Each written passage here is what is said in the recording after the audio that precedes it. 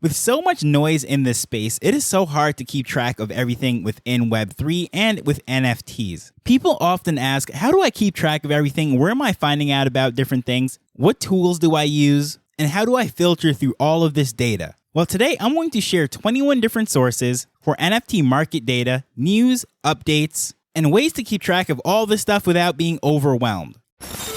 Hello, I'm Taj, digitally known as Tropic Vibes, the host of Nifty Business, where we highlight NFTs and explore Web 3.0 as we move from pure speculation to creating real-world value.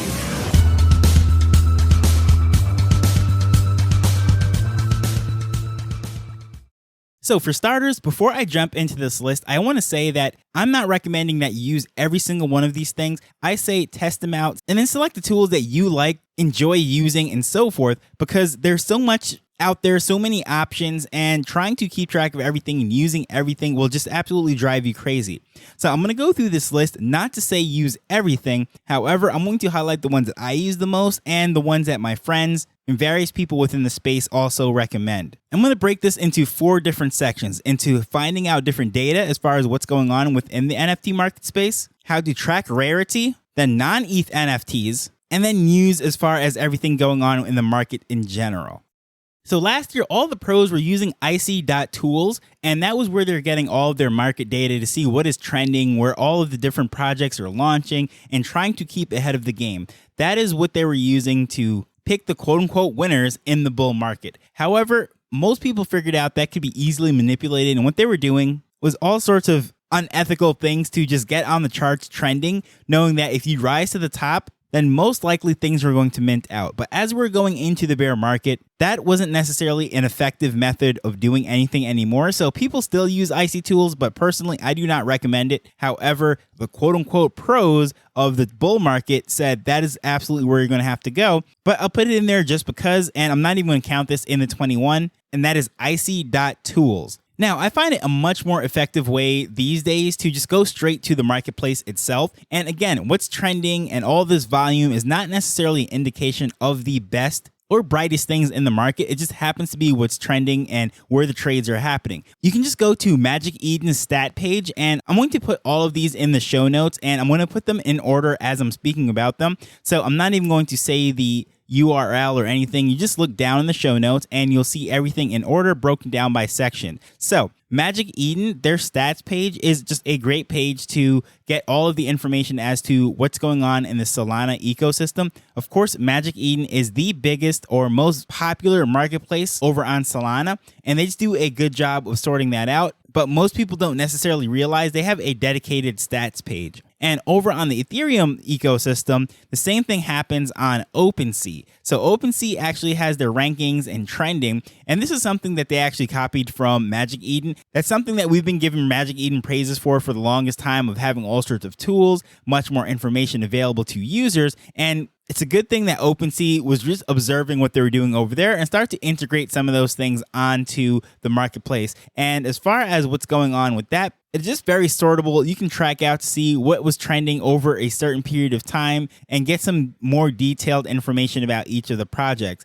And OpenSea recently put a lot of information as to what's going on into each individual project. So if you go to a particular page, you can just look at activity, and if this is something that is popular, you can see a lot of the information. And again, that is something that they borrowed over from Magic Eden, because on Magic Eden, you can also do the same thing. Go into the collection and then look at the activity, and you can see trends and all sorts of data, sort through that, so you can make a decision as to where this project is going, up or down, the type of volume, the interest, all that is right there on the marketplace. But if you want a broad overview of all sorts of different things and really getting some big numbers, trading and different projects, see what is on top, maybe something that is trending in various categories, trying to sift through to say, maybe I only want to sort through projects that are between 0.5 ETH and 1 ETH and so forth, just getting really granular with the information that you're not going to necessarily get on one of these marketplaces. I find one of the best places to do that is at flips.finance.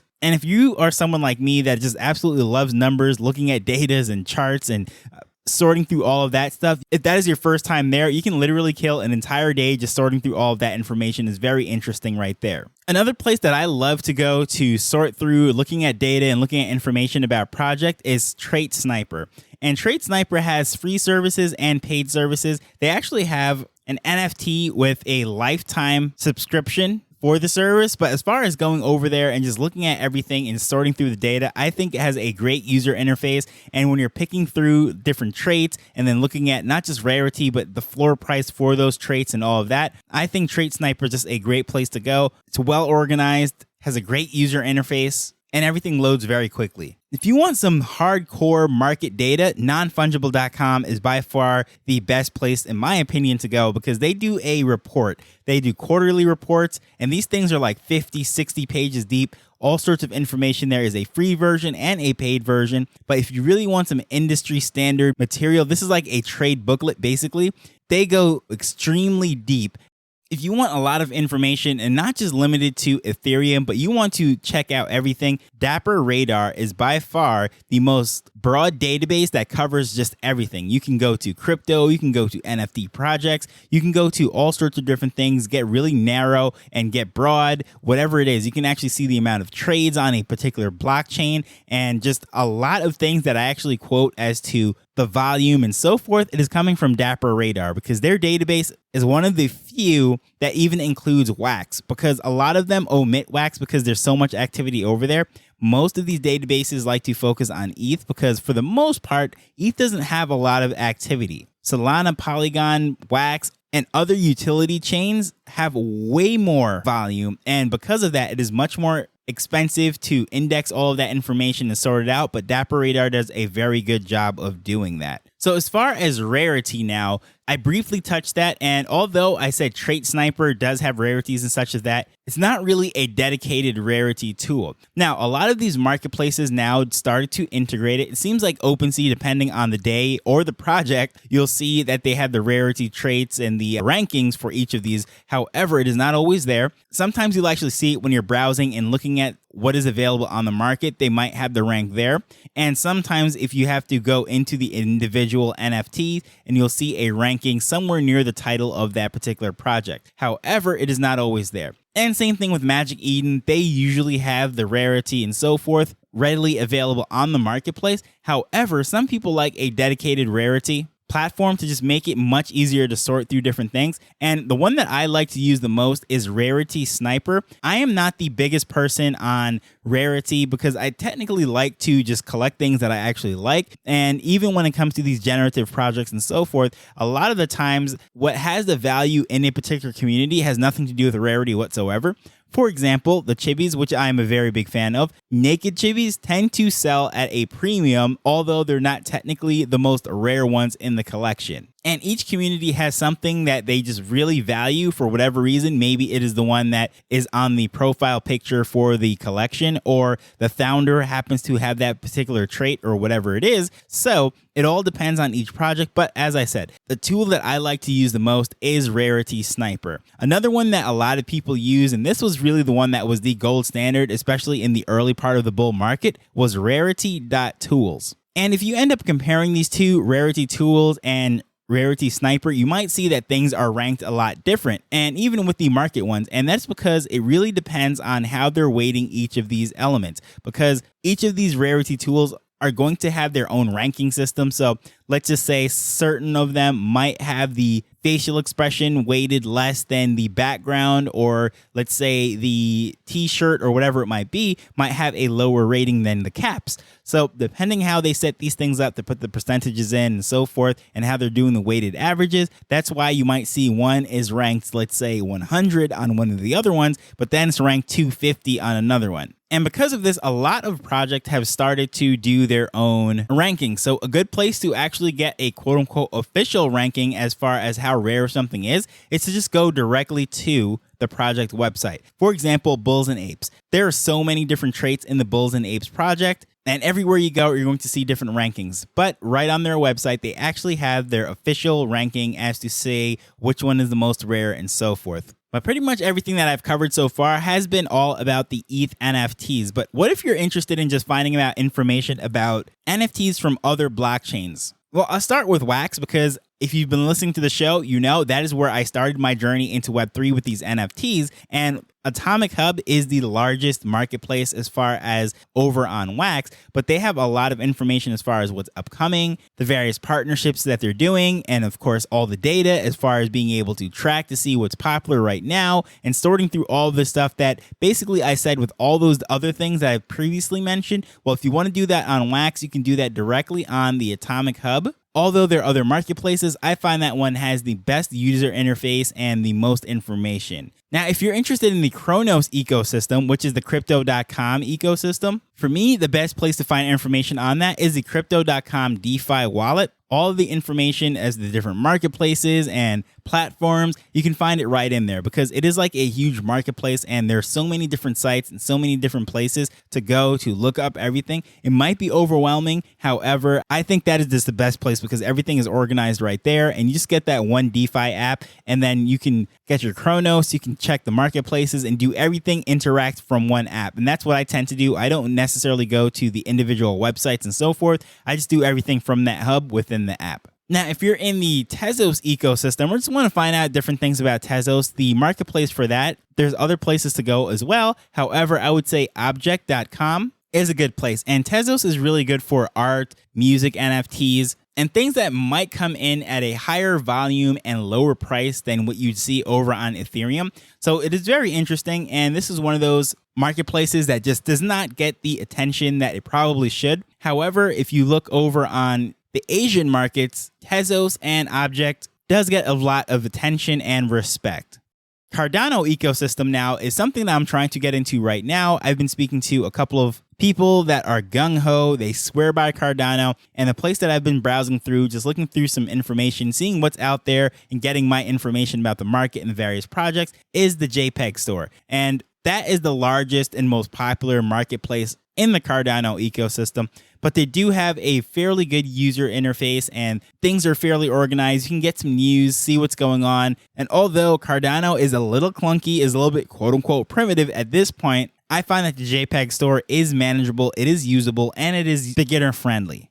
And if you're interested in just broad news, everything to do with Web3, whether it be NFTs, cryptocurrencies, and so forth, I think the best place to do that is getting real-time news from NFT communities. The majority of the quote-unquote alpha that I get happens to come from people that are within the projects that are hearing in those holders, channels, and so forth. Well, if I hang out with them and speak with them, they'll say, hey, this is what we have coming up and so forth. So I think communities is by far the best place to get it. So if you don't have a home base, necessarily the community that you spend your most time with, you hang out with, speak with regularly within Web3, I highly recommend you find one. And a lot of people will say, well, this whole PFP craze and all of that stuff is behind us, but I truly would disagree in the sense that those PFP, those profile pictures, those avatar projects, those are built around community. And it's like a country club. And in the sense that once you're in the crew, they're going to look out for you, give you information, and I find them to be a great resource. And that is no different than playing golf with the executives at a particular company or whatever it is. So real-time information from the community is, my opinion, the best place to get anything.